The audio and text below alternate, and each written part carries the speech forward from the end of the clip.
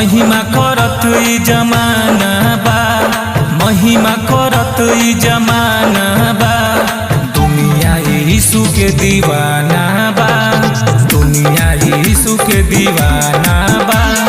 यीशु जी के प्यार में खजाना बा, यीशु जी के प्यार में खजाना बा।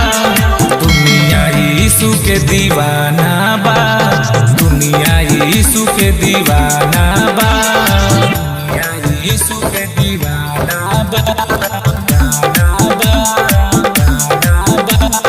यीशु जी के नाम करेला सब बखान, यीशु के नाम में दवाई हो।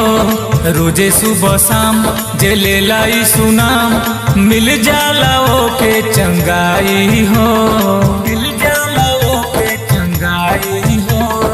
यीशु जी के नाम करेला सब बखान, यीशु के नाम में दवाई हो।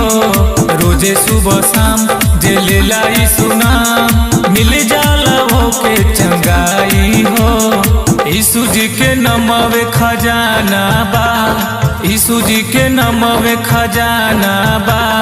दुनिया यीशु के दीवाना बा, दुनिया यीशु के दीवाना बा, यीशु के दीवाना बा।